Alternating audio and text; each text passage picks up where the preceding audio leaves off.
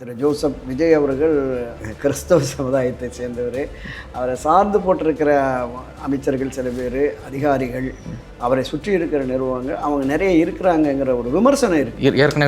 ஏற்கனவே ஒரு விமர்சனம் இருக்குது. அந்த நேரத்தில் இவர் பேச்சுமே அதுக்கு தூபம் போடுற மாதிரி இருந்ததுன்னா பொதுவெளிகளில் அது ஒரு சரியான அணுகுமுறை இல்லை அப்படிங்கிறது தான். போக போக அது சரியாக வந்துடும். அம்மாவின் ஆட்சி அமையும் என்று அக்ரி கிருஷ்ணமூர்த்தி பேசி உட்கார்ந்த உடனே ஆதவர்ச்சம் இப்போது நடைபெறுகிறதே புரட்சி தலைவி அம்மா ஆட்சி தான். அதாவது இந்த அரசு என்பது எந்த திசை வெளியில் போகிறதுங்கிறது நமக்கு கொஞ்சம் கொஞ்சமாக தெரிய ஆரம்பிச்சிருச்சு. முதலமைச்சரை தவிர்த்து மற்ற எல்லா அமைச்சர்களுமே பதில் சொல்லிட்டு இருக்காங்க. முதலமைச்சர் எல்லா விஷயங்களையுமே ஊன்றி கவனிச்சுக்கிட்டு இருக்கார். அப்போ இனி அடுத்தடுத்து கிட்டத்தட்ட இந்த மானிய கோரிக்கை விவாதம் அடுத்த செப்டம்பர் 8ஆம் தேதி வரைக்குமே இருக்கு. அதுல இவருடைய துறை வரும்ல, உள்துறை தொடர்பாக கிட்டத்தட்ட 8-10 துறை இருக்கு. அப்ப இந்த துறையின் மீது அந்த விவாதத்தில் பேசுற போது வர்ற பதில் சொல்லி ஆகணும். பதில் சொல்லுவாரா? இந்த மானிய கோரிக்கை விவாதங்கள்லாம் முடிஞ்ச உடனே அமைச்சரவை மாற்றம் இருக்கும் அப்படிங்கிற மாதிரி பரவலாக அங்கே பேசப்படுகிறது. அவரு சிஎம் மாண்புமிகு ஜோசப் விஜய் அவர்கள் மார்க் போடுவார்ல, பர்ஃபார்மன்ஸ் எப்படி இருக்குது, அதுக்கு பிறகு என்ன மாதிரி வருது அப்படிங்கிறத பார்க்கணும். திமுக தரப்பு அங்கே நடக்கக்கூடிய விஷயங்களை பெரிய அளவில் ஒரு எதிர்ப்பு எதுவுமே பதிவு பண்ணுறதில்ல. தாவேக்கோவோடு ஒரு இணக்கமாக போகிற மாதிரியான ஒரு சூழலை பார்க்க முடியுது. அதிமுக சார்ந்த திரு எடப்பாடி பழனிசாமி கூட பல விஷயங்களை கோடிட்டு காமிக்கிறாரு. ஆனால் திமுகவில் அந்த மாதிரி இல்லை.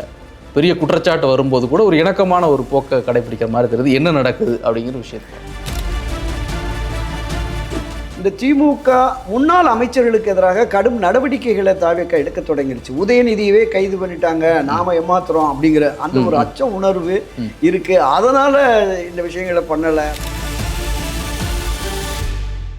தினமணி நேயர்களுக்கு வணக்கம். இன்றைய சந்திப்பில் நம்மோடு மூத்த பத்திரிகையாளரும் திராவிட இயக்க ஆய்வாளருமான திரு துரை கருணா அவர்கள். அவரை அன்போடு வரவேற்கிறோம். சார் வணக்கம். வணக்கம் சகோதரா. தமிழ்நாடு சட்டப்பேரவை பொறுத்தளவு நீங்கள் ஒரு பத்திரிகையாளராக பார்த்தீங்கன்னா கிட்டத்தட்ட 40-45 ஆண்டுகளாக தொடர்ந்து அங்கே செய்திகளை சேகரிச்சிருக்கிறீங்க. ஒரு நீண்ட அனுபவம் சட்டப்பேரவை நிகழ்வுகள் குறித்து. தாவேக்க அரசினுடைய இந்த சட்டப்பேரவை நிகழ்வுகள் எப்படி இருக்குது, எந்த இடத்துல வேறுபடுது? தமிழக வெற்றி கழகத்தை பொறுத்தளவில் அதனுடைய அரசியல் தொடக்கமும் அரசியல் பயணமுமே ஒரு வித்தியாசமாக இருந்தது. அதை தொடர்ந்து திடீரென்று ஆட்சி அதிகாரத்திற்கு யாருமே எதிர்பாராத அளவில் வந்தபோது எப்படி இந்த இது நிகழ்ந்தது அப்படிங்கிற ஆச்சரியம் இன்னுமே இருக்கு. நீங்கள் சொன்ன மாதிரி 1980 புரட்சித் தலைவர் எம்ஜிஆர் அவர்கள் முதலமைச்சராக இருக்கிற அந்த காலகட்டத்தில் தான் நான் பேரவைக்கு போனேன். கடந்த 45 ஆண்டுகளாக சட்டப்பேரவையினுடைய எல்லா காலகட்டங்களிலும் அந்த நடவடிக்கைகளை நான் பார்த்துருக்கேன். இந்த அவைக்கு முதலாக நம்பிக்கை தீர்மானம் போன போதே ஒரு வித்தியாசமாக தான் இருந்தது. ஏன்னா காலகாலமாக 1-2 பேர் தான் பேண்ட் ஷர்ட்டில் வருவாங்க அப்போ அந்த காலகட்டங்களில். இப்போ பார்த்தீங்கன்னா நிறைய ஆட்சி கட்சியில் இருக்கிறவங்க 1-2 அரிதாக வேஷ்டியில் பார்த்தோம், மற்றவங்களாம் பேண்ட் ஷர்ட்டோடு தான் வந்திருந்தாங்க. பல எம்எல்ஏக்கள் புதுமுகங்களாக இருந்த இளையவர்கள் ஜென்சி 24-25 வயசுலேருந்து 30-35 வயசுக்குள்ளே இருந்த ஆட்கள் எல்லாமே சட்டமன்ற உறுப்பினராக இருந்தாங்க. நம்பிக்கை தீர்மானம் முடிஞ்ச அமைச்சரவை வர்ற பொழுது அமைச்சர்களுமே இளைஞர்களாக இருந்தாங்க.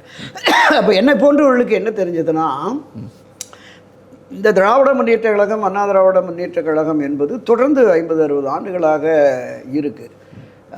அனைத்து இந்திய அண்ணா திமுக கிட்டத்தட்ட 6-7 முறை ஆட்சி கட்சியாக இருந்திருக்கிறது. திராவிட முன்னேற்ற கழகமும் 6 முறை ஆட்சி கட்சியாக இருந்திருக்கிறது. இதில் பயணித்தவர்கள் எல்லோருமே அனுபவம் மிக்கவர்கள், நிர்வாக அனுபவமும் அரசியல் அனுபவம் மிக்கவர்கள். இவர்களை எப்படி எதிர்கொள்ள போகிறார்கள் அப்படின்னு தான் நம்ம பார்த்தோம். சரி. ஆனால் இந்த நடைபெறுகிற பட்ஜெட் கூட்டம், பட்ஜெட் பொது விவாதமானாலும் அடுத்து வருகிற மானிய கோரிக்கை தாக்கல் இருக்கு கிழமை மேலே. ஸோ இதன் மீது அந்த விவாதங்களுக்கு அல்லது எதிர்க்கட்சிகள் எழுப்புகிற கேள்விகளுக்கு, குற்றச்சாட்டுகளுக்கு இவர்கள் எதிர்கொள்ள முடியாமல் போய்விடுமே அப்படிங்கிற மாதிரிலாம் இருந்தோம். ஆனால் அப்படி இல்லை. என்னன்னா பல அமைச்சர்கள் புதியவர்கள், திரு செங்கோட்டையனை தவிர்த்து எல்லோருமே புதியவர்கள். ஆனால் எதிர்க்கட்சி தரப்பில் திமுகவும் சரி, அதிமுக, பாமக உள்ளிட்ட கட்சிகள் எழுப்புகிற கேள்விகளுக்கு, அவர்களுடைய குற்றச்சாட்டுகளுக்கு பதில் அளிப்பதற்கு தங்களை தயார்படுத்தி கொண்டிருக்கிறார்கள் அப்படிங்கிறத நமக்கு தெரியுது. சரி, அந்த முன்வரிசையில் இருக்கிற அமைச்சர்கள் திரு ஆனந்த் ஆகட்டும், ஆதவர்ஜன் ஆகட்டும், இந்த பக்கம் நிர்மல்குமார், குறிப்பாக ராஜ்மோகன், ஆமாம், வினோத், எல்லோருமே தொழில்துறை அமைச்சர் கீர்த்திகாவா, அமைச்சர் கீர்த்தனா, வினோத் அமைச்சர், எல்லோருமே ஓரளவுக்கு தங்கள் துறை தொடர்பானதும் சரி, பொதுவான அரசியல் விமர்சனங்களையும் எதிர்கொள்ளக்கூடிய அளவுக்கு இருக்குது. அப்போ பரவாயில்லையே அப்படிங்கிற மாதிரி தான் இப்போ ஊடகங்கள் மற்ற நம்ம பத்திரிகை நண்பர்களே உட்காந்து பேசுகிற போது நாம் பயந்த மாதிரி இல்லை, சமாளிக்கிறாங்க, ஓரளவுக்கு விஷயத்தோடு அவங்க பண்ணுறாங்க அப்படிங்கிற மாதிரி இருந்தது. குறிப்பாக ஆதவர்ஜனா பேசுகிறபோது என்ன சொல்கிறாருன்னா, இது ஒரு புதிய ஆட்சி, வித்தியாசமான ஆட்சி என்று சொன்னாலும் கூட பேரறிஞர் அண்ணா, புரட்சித்தலைவர் எம்ஜிஆர், செல்வி ஜெயலலிதா இதனுடைய நீட்சியாக தான் நாங்கள் இந்த ஆட்சியை அமைக்கிறோம் அப்படிங்கிறார். குறிப்பாக இந்த ஆட்சி அம்மாவோட ஆட்சி தான் அப்படி சொல்கிறாரு. ஆமாம், இந்த தனி தீர்மானம் வருகிற பொழுது இந்த தமிழ்தாய் வாழ்த்தை முதல்ல பாடுறதாகட்டும், ஆமாம், இதெல்லாம் ஆகட்டும், இந்த விஷயங்களை சொல்கிற போது என்னென்னா, மாநில சுயாட்சி கொள்கையில் இந்த அரசும் உறுதியாக இருக்கும். மாநிலத்தினுடைய நலன், மக்களின் நலன், மாநிலத்தினுடைய உரிமைகளை ஒருபோதும் விட்டு கொடுக்க மாட்டான். அதே இருமொழி கொள்கை தான். பேரறிஞர் அண்ணா திமுகவுக்கு மட்டும் கொள்கை வகுத்து தரல, ஒட்டுமொத்த தமிழ்நாட்டுக்கான கொள்கையை வகுத்திருக்கிறார். அதில் இந்த மாநில சுயாட்சி கொள்கை என்பது பிரதான கொள்கை. அந்த அடிப்படையில் சொல்லிட்டு இந்த தீர்மானத்தை ஆதித்த திராவிட முன்னேற்ற கழகத்திற்கு நாங்கள் நன்றி தெரிவிக்கிறோம் அப்படிங்கிற மாதிரி பேச தொடங்கிட்டார். நீங்கள் குறிப்பிட்டது மாதிரி ஆமாம், அவங்க மீண்டும் அம்மாவின் ஆட்சி அமையும் என்று அக்ரி கிருஷ்ணமூர்த்தி பேசி உட்கார்ந்த உடனே ஆதவர்ச்சா இப்போது நடைபெறுகிறதே புரட்சி தலைவி அம்மா ஆட்சி தான். அதாவது இந்த அரசு என்பது எந்த திசை வெளியில் போகிறதுங்கிறது நமக்கு கொஞ்சம் கொஞ்சமாக தெரிய ஆரம்பிச்சிருச்சு. பொதுவெளிகளில் அவங்க அரசியல் கட்சியை தொடங்கிய பொழுது இது பாரதிய ஜனதா கட்சியினுடைய பின்புலத்தில் தான் இயங்குதுங்கிற மாதிரி ஒரு விமர்சனம் இருந்தது. இந்த திராவிட கட்சிகளை வீழ்த்துவதற்கு தன்னால் இயலாது என்பதால் ஏற்கனவே நடிகர் ரஜினிகாந்தை வச்சு ஒரு முன்முயற்சி எடுத்தாங்க, அது தோல்வி இவரை வச்சு பண்ணுறாங்க அப்படின்னு சொன்னாங்க. ஆனால் இப்போ வருகிற அந்த தீர்மானங்கள், ஆளுநர் உரை, அர்லேக்கருடைய அந்த உரையிலேயே மத்திய அரசுக்கு வலியுறுத்துகிறோம், நீங்கள் நிதி தேவை, இந்த மாநிலத்திற்கான நிதி பகிர்வில் குறைபாடுகள் இருந்தால், போதுமான அளவுக்கு எங்களுக்கு நிதி வரவில்லை என்றால் உச்சநீதிமன்றத்தில் வழக்கு தொடுத்து சட்ட ரீதியாக போராடி நிதியை பெறுவோம்னு ஆளுநர் மூலமாக சொல்ல வச்சாங்க, பார்த்தோம். இப்போ அதன் பிறகு வருகிற இந்த தமிழ்தாய் வாழ்த்து முன்னில் பாடுகிற தீர்மானமாகட்டும், இப்போ இந்த மேகதாது அணை கட்டும் பிரச்சனைகளாகட்டும், எல்லாமே மத்திய அரசை ஒரு மாதிரி வலியுறுத்துகிற மாதிரி, அழுத்தம் கொடுக்குற மாதிரி தான் இருந்தது. குறிப்பாக இந்த மறுவரையறை, அதற்கு 33% இடஒதுக்கீடுக்கும் அது வருகிற பொழுது அதில் தான் மிகப்பெரிய அளவில் விமர்சனங்களே வந்தது. மத்திய அரசுடைய செயல்பாடுகளை கண்டம் பண்ணுற மாதிரியே, கண்டிக்கிற மாதிரியே கூட இருந்தது. அப்போ அந்த பிம்பத்தை உடைச்சிட்டாங்க அப்படிங்கிற மாதிரி நம்ம பார்க்கிறோம். பாஜகவுடைய டீம் அப்படிங்கிற விஷயத்துலேருந்து வெளியே. ஆமாம். அது மாதிரி ராஜ்மோகன்லாம் மிக தெளிவாக ஒரு தேர்ந்த அரசியல்வாதி மாதிரியே அவையில் பண்ணுறாரு. இப்போ முதலமைச்சரை பொறுத்தளவில் அவருடைய அந்த 110 விவாதத்தின் போதும் சரி, அடுத்தடுத்த விஷயங்கள்லையுமே குறுக்கிட்டு எதுவும் பதில் சொல்லியே தவிர, அதுதான் நான் திரும்ப கேட்கணும். அதாவது அந்த குறுக்கீடு செய்து பதில் அளிப்பது இல்லை முதலமைச்சர். ஆனால் முதலமைச்சருக்கு அந்த உரிமை இருக்குது அவையை பொறுத்தளவில், அவர் எழுந்து பதில் சொல்ல முடியும். ஆனாலும் கூட பெரும்பாலும் அமைச்சர்கள் தான் பதில் சொல்கிறார்கள், முதலமைச்சர் பேசுறது இல்லை அப்படிங்கிற ஒரு குற்றச்சாட்டு அமைச்சர்களுக்குமே என்ன. ஒரு உறுப்பினர் எதிர்க்கட்சி தரப்புல பேசுறாரு அப்படிங்கிற பொழுதே துறை சார்ந்த அமைச்சர்கள், அரசு துறை செயலாளர்கள் அங்கிருந்து நோட் போட்டு அனுப்பிடுறாங்க. ஆமாம். அப்போ நீங்கள் ஒரு உறுப்பினர் பேசுகிறபோது இடைமறித்து பேசுகிறது 1-2 பேர் பண்ணுறாங்க. ஆதவர்ஜனா, ராஜ்மோகன் போன்றவர்கள்லாம் அரசியல் ரீதியான விமர்சனங்கள் வரும்போது, ஆட்சி ரீதியாக, துறை ரீதியாக இந்த நிதி பட்ஜெட், வேளாண் பட்ஜெட்டில் குற்றச்சாட்டுகள் சொல்கிறபோது அதற்குரிய பதில்கள் உடனே அதிகாரிகள் மட்டத்திலேருந்து வந்துடுது. அவங்க அதை ப்ரிப்பேராக இருந்ததுமே. இப்போ நிதித்துறை அமைச்சர்லாம் மரியாதை பேசி முடிச்சோன்னே தங்கந்தன்னரசு அதுக்கு ஒரு பெரிய, இவர் ஒரு நிதி பட்ஜெட்டை படிக்கிற மாதிரி ரொம்ப நேரம் பேசுகிறதுக்கு அனுமதி கொடுத்தாரு. அதுக்கு உடனே அங்கேருந்து நோட்டு வந்துடுது, பதில் சொல்லிடுறாங்க, ஃபேஸ் பண்ணுறாங்க. இப்போ இந்த இந்த நிலைப்பாடு என்பது நீங்கள் குறிப்பிட்ட மாதிரி முதலமைச்சரை தவிர்த்து மற்ற எல்லா அமைச்சர்களுமே பதில் சொல்லிட்டு இருக்காங்க. முதலமைச்சர் எல்லா விஷயங்களுமே ஊன்றி கவனிச்சுக்கிட்டு இருக்கார். அப்போ இனி அடுத்தடுத்து கிட்டத்தட்ட இந்த மானிய கோரிக்கை விவாதம் அடுத்தது செப்டம்பர் 8ஆம் தேதி வரைக்குமே இருக்கு. அதுல இவருடைய துறை வரும்ல, உள்துறை தொடர்பாக கிட்டத்தட்ட 8-10 துறை இருக்கு. அப்ப இந்த துறையின் மீது அமுத விவாதத்தில் பேசுகிற போது வர்றப்போ பதில் சொல்லி ஆகணும். பதில் சொல்லுவாரா அப்படிங்கிறது நம்ம பொறுத்திருந்து தான் பார்க்கணும். ஆமாம். இன்னொன்று, கடந்த நான் 80லிருந்து பல சபாநாயகர்களை பார்த்துருக்கேன். இந்த சபாநாயகர் திரு ஜேசிடி பிரபாகரன் அவையை ஒரு மாதிரி கலகலப்பாகவும் ஒரு ஜனநாயக ரீதியில், ஏன்னா முன்னையெல்லாம் பெரிய லெவலில் point of order, point of clarification அமைச்சர்கள் பேசணுன்னே கேட்பாங்க. அப்பா உட்பட அதுக்கு முன்னிருந்த பல சபாநாயகர்கள் அதுக்கு அனுமதியை கொடுக்கறது இல்லை. உறுப்பினர்கள் பேசுகிறதுக்குமே ஒரு 5 நிமிஷம் 7 நிமிஷம் மணி அடித்து உட்கார வச்சுரு. இவர் 20 நிமிஷம் 25 நிமிஷம் பேச விடுறாரு. யாரெல்லாம் எதிர்கட்சி தரப்புலேருந்து point of order, point of கிளாரிஃபிகேஷனுங்கிறாங்களோ அனுமதிக்கிறாரு. அந்த அனுமதிக்கிறதுனுடைய விளைவு என்னென்னா வேறு மாதிரியானெல்லாம் போகுது. அது நேரலையில் போயிடுது. நேரலையில் போனதுக்கு பிறகு இது அவை குறிப்பிலிருந்து நீக்கணும்னு கிளைம் பண்ணாங்க அப்படின்னா அதை நான் ஆய்வு செய்து எதையெல்லாம் அவை குறிப்பிலிருந்து நீக்கணுமோ அதை நான் அப்புறமா நீக்கிறேன் அப்படின்னு. அப்போ என்னன்னா தகவல் போயிடுது, லைவாக போயிடுது. இப்போ அவர் அவை குறிப்பிலிருந்து நீக்கப்பட்டது எதில் வரும்னா அவை குறிப்பேட்டில் தான் பதிவாகும். வெளியே போய் இன்னைக்கு ஒரு 20 வருஷம் 50 வருஷம் கழிச்சு பார்க்குற போது பொது வெளிகளில் வந்த அந்த இது எதுவுமே அதில் இருக்காது. அவையினுடைய மரபு விதி அந்த கண்ணியத்திற்கு உட்பட்டு தான் பதிவுகள் இருக்கணும் அப்படிங்கிற மாதிரி கொண்டு போயிட்டுருக்காரு. அவ்வப்போது அவர் தன்னை வளர்த்து ஆளாக்கிய தலைவன் புரட்சி தலைவர் எம்ஜிஆரை மறக்கிறது இல்லை. ஒவ்வொரு விஷயம் வர்ற போதுமே அது தொடர்புடைய விஷயங்களை கொண்டு போகிறாரு. உதாரணத்துக்கு இந்த ரேஷன் கடையில் அரிசி இந்த பிரச்சனை வருகிற பொழுது ரேஷன் கடை அரிசிக்காக அவர் உண்ணாவிரதம் இருந்தது, அந்த விஷயத்தை சுட்டி காட்டுறாரு. அப்போ மாநில நிதி பகிர்வு என்று வருகிற பொழுது 1983 சட்டமன்ற உறுப்பினராக இருந்த என்னையும் அன்றைக்கு ராஜ்யசபா உறுப்பினராக இருந்த வளமுறை ஜானனையும் அனுப்பினார். அப்போது 83 மாநிலத்திற்கு கூடுதல் நிதி வேணுங்கிற கோரிக்கை அங்கே வச்சோம். அது இன்னுமே தொடருது அப்படிங்கிற மாதிரி சொல்கிறாரு. அப்போது அவருடைய பாடல் வரிகளையும் சொல்லி சிலாகிச்சு பண்ணுறாரு.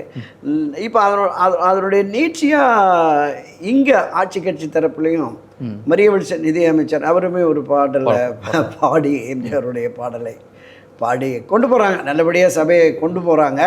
இந்த மானிய கோரிக்கை விவாதம் அதில் எல்லா அமைச்சர்களுமே பதில் சொல்லணும். அப்போ அந்த அமைச்சர்களுடைய செயல்பாடு இப்போ நாம் பார்த்த அந்த குறிப்பிட்ட முன்வரிசை 4-5 பேர் இருந்தது. மற்றவர்களும் அவருடைய செயல்பாடு எப்படின்னு இந்த செயல்பாடுகளை வைத்து இந்த மானிய கோரிக்கை விவாதங்கள்லாம் முடிஞ்ச உடனே அமைச்சரவை மாற்றம் இருக்கும் அப்படிங்கிற மாதிரி பரவலாக அங்கே பேசப்படுகிறது. அவர் சிஎம் மாண்புமிகு ஜோசப் விஜய் அவர்கள் மார்க் போடுவார்ல, பர்ஃபார்மன்ஸ் எப்படி இருக்குன்னு. அதுக்கு பிறகு என்ன மாதிரி வருது அப்படிங்கிறத பார்க்கணும். ரொம்ப முக்கியமாக இப்போ அவை நடக்கின்ற பொழுது இன்னொன்று ஒரு விமர்சனமாக வைக்கக்கூடிய ஒரு விஷயம், திமுக தரப்பு வந்து அங்கே நடக்கக்கூடிய விஷயங்களை பெரிய அளவில் ஒரு எதிர்ப்பு எதுவுமே பதிவு பண்ணுறதில்ல. தாவேக்கோவோடு ஒரு இணக்கமாக போகிற மாதிரியான ஒரு சூழலை பார்க்க முடியுது. அதிமுக சார்ந்த எடப்பாடி பழனிசாமி கூட பல விஷயங்களை வந்து கோடிட்டு காமிக்கிறாரு. ஆனால் திமுகவில் அந்த மாதிரி இல்லை. பெரிய குற்றச்சாட்டு வரும்போது கூட ஒரு இணக்கமான ஒரு போக்கை கடைபிடிக்கிற மாதிரி தெரியுது. என்ன நடக்குது அப்படிங்கிற விஷயத்தை இல்லை, இதில் 2 விஷயம் பார்க்கணும். அதாவது தமிழக வெற்றி கழகம் ஆட்சிக்கு வந்து 3 மாதம்தான் ஆகுது. ஏற்கனவே அவங்க தலைவர் சொன்ன மாதிரி 6 மாதம் பொறுத்திருந்து பார்ப்போம், அப்புறம் எங்களுடைய விமர்சனங்களை முன்வைப்போம் அப்படின்னு சொன்னாங்க. ஆனால் சட்டம் ஒழுங்கு பாலியல் பிரச்சனைங்கிற போது போராட்டங்கள் எல்லாம் பண்ணிகிட்டு இருந்தாங்க. சட்டப்பேரவை பொறுத்தளவில் தாவேக்காவுக்கு மக்கள் பெருமளவு ஆதரவு அளித்து அவங்கள ஆட்சியில் உட்கார வச்சுட்டாங்க. அப்போ பிரதான எதிர்க்கட்சியான திராவிட முன்னேற்ற கழகம் இவர்களுக்கு இடையூறு செய்கிறதோ, இவங்களை இரிட்டேட் பண்ணுறாங்கிறது பொது வெளியில் வருது, திமுகவுக்கு மதிப்பு குறையும் அப்படிங்கிற மாதிரி. நான் திமுகவுடைய 2-3 மூத்த உறுப்பினரை சந்தித்து பேசுகிற போது இப்போதைக்கு நாங்கள் அது பண்ணுறது சரியாக வராது, அதனால தான் சரி பார்ப்போம், பொறுத்திருந்து நம்ம பார்ப்போம் அப்படின்னு. அப்போ மற்ற வெளிகளில், புறவெளிகளில், பொது வெளிகளில் என்ன பேச்சு வருதுன்னா, இந்த திமுக முன்னாள் அமைச்சர்களுக்கு எதிராக கடும் நடவடிக்கைகளை தாவேக்கா எடுக்க தொடங்கிடுச்சு. உதயநிதியவே கைது பண்ணிட்டாங்க, நாம ஏமாத்துறோம் அப்படிங்கிற அந்த ஒரு அச்ச உணர்வு இருக்கு. அதனால இந்த விஷயங்களை பண்ணலை அப்படிங்க. ஏன்னா நிறைய ராதாகிருஷ்ணன் எம்எல்ஏ அவர் அரெஸ்ட்டு, ஒரு எம்எல்ஏ மார்க்கண்டேயன், ஆமாம் ஆமாம் ஆமாம், ஒரு பட்டியலே இந்த லஞ்ச ஊழல் குற்றச்சாட்டு அடிப்படையில் நிறைய ஃபைலெல்லாம் நாங்கள் ரெடி பண்ணிக்கிட்டு இருக்கோம் அப்படின்லாம் பேசுகிறாங்கல்ல. ஸோ இதனால் திமுகவில் முன்னாள் அமைச்சர்கள் குறிப்பாக இப்போ சட்டமன்ற உறுப்பினர்களாக வர்றவங்க அவங்க வழக்கம் போல செயல்பாடுகள் இருக்குது. முன்னாள் அமைச்சர்களுக்கு ஒரு அச்சம் இருக்கிறதோங்கிற பார்வை இருக்குது. அதையும் நம்ம மறுக்க முடியாது. இப்போ அந்த அச்சத்தினால தான் அவங்க கொஞ்சம் அடக்கி வாசிக்கிறாங்க. அப்படியும் பார்க்கலாம். இல்லை குறிப்பிட்டு சொல்கிறாங்க ஏன்னா மூத்த அமைச்சர்கள் நிறைய பேர் இருக்கிறாங்க. இப்போ அவைக்குள்ளே பார்த்தீங்கன்னா திரு கே.என். நேரு இருக்கிறாரு, திரு ஏவ.வேலு இருக்கிறாரு, நீங்கள் சொன்ன மாதிரி திரு பன்னீர்செல்வம் இருக்கிறாரு, தங்கம் தென்னரசு இருக்கிறாரு. அவங்க அந்த பேச்சும் போது கூட கொஞ்சம் லாபகமாக ஒரு பெரிய ஒரு எதிர்வினையா இல்லாத அளவுல இருக்குது. என்னாச்சு திமுகவுக்கு அப்படிங்கிறது தான் பெரிய. அதுதான் நான் இப்போ 2 பார்வை சொன்னேன். ஒன்று, புதியவர்கள் அனுபவம் அவங்களுக்கு கிடைக்கட்டும், பின்னால் நிர்வாக ரீதியாக அவங்களுக்கு இல்லைன்னு நாம் களம் இறங்கலாம் அப்படிங்கிற பார்வை. இன்னொன்று நான் குறிப்பிட்டது தான், பொதுவெளிகளில் இருக்கிற அந்த சந்தேகத்தின் அடிப்படையில் இவ்வளவு ஒரு மாதிரி ஒரு சுமூகமாக போகிற மாதிரி தெரியுது அப்படிங்கிற மாதிரியான பார்வை. இதை வச்சு சொல்கிறாங்க. ஏன்னா நடவடிக்கை என்பதை தீவிரப்படுத்துவார்கள் அப்படின்னு வர்றபோது நமக்கு இதனால் ஆபத்து வருமோ என்கிற அந்த ஒரு பயம் கூட நிச்சயமாக இருக்கலாம். அதில் நம்ம மறக்கவே முடியாது. இன்னொன்று பார்த்தீங்கன்னா திரு மரிய வில்சன் அவருடைய அந்த பேச்சு, அவருடைய அந்த மொழி குறித்து பேசினப்போ அவர் சொன்ன பதில் பெரிய அளவில் விமர்சனமாச்சு. இப்போ நீங்கள் கூட அதை பார்த்துருப்பீங்க அந்த அவையில் அந்த விஷயத்தை.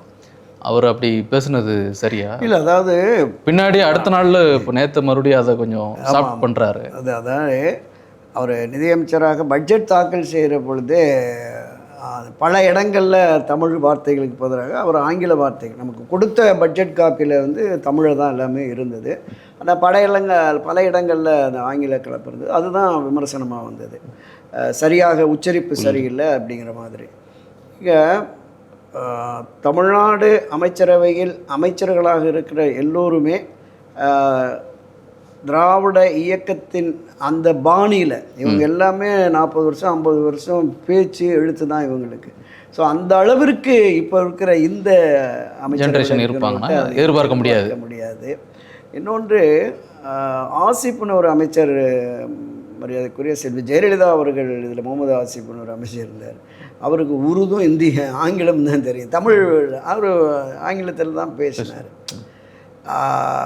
அதாவது அதை தான் பேரவைத் தலைவர் சொன்னார், தமிழ் ஆங்கிலம் இரண்டுலையுமே அவையில் பேசலாம். அதனால் அந்த உரையாடலை அவர் உதாரணமாக எடுத்துக்கொண்ட விஷயம், அவர் மொழிக்குள்ள மதத்தை கொண்டு வந்தாரு. ஆமாம், ரொம்ப ஆவேசமாக அதை சொன்னாருங்கிறது தான். ஏன்னா ஆங்கில வழி கல்வி படிக்கிறவங்களுக்கு தமிழ் எவ்வளோ பெரிய பட்டதாரிகளாக இருந்தாலும் நம்ம பார்த்துருக்கோம். பெரிய உயர் அதிகாரிகள் கூட இந்த ஆங்கில வழி கல்வியில் பயின்றவர்களுக்கு தமிழ் என்பது அவ்வளவு சரளமாக வராது அப்படிங்கிறது தான். இப்போ அவர் சரளமாக பேச தொடங்கிட்டார். இதே கருத்தை சொல்லியிருக்கலாம், நான் ஆங்கில வழி கல்வியில் படித்ததுனால இந்த தடமாற்றங்கள் இருக்குது, போக போக நான் படித்து பண்ணிக்கிறேன் அப்படின்ட்டு. ஆனால் அதற்கு மாதிரி கிருஷ்ணாரெட்டி இதில் வந்ததுனால அப்படிங்கிற மாதிரி ஒரு அந்த சொல்லாடல் என்பது பொதுவெளியில் இப்போ விமர்சனத்தை கொண்டு வந்துடுச்சு. எப்போவுமே ஒரு அரசு பொறுப்பில் உயர் பொறுப்புகள் இருக்கிறவங்களுக்கு, அதுவும் அவையில் பேசுகிற போது மிகுந்த எச்சரிக்கையோடும் கவனத்தோடு தான் பேசணும். ஏன்னா ஏற்கனவே திரு ஜோசப் விஜய் அவர்கள் கிறிஸ்தவ சமுதாயத்தை சேர்ந்தவர். அவரை சார்ந்து போட்டிருக்கிற அமைச்சர்கள் சில பேர், அதிகாரிகள், அவரை சுற்றி இருக்கிற நிறுவனங்கள், அவங்க நிறைய இருக்கிறாங்கங்கிற ஒரு விமர்சனம் இருக்குது. ஏற்கனவே ஒரு விமர்சனம் இருக்குது. அந்த நேரத்தில் இவர் பேச்சுமே அதுக்கு தூபம் போடுற மாதிரி இருந்ததுன்னா பொதுவெளிகளில் அது ஒரு சரியான அணுகுமுறை இல்லை அப்படிங்கிறது தான். போக போக அது சரியாக வந்துடும் நினைக்கிறேன்.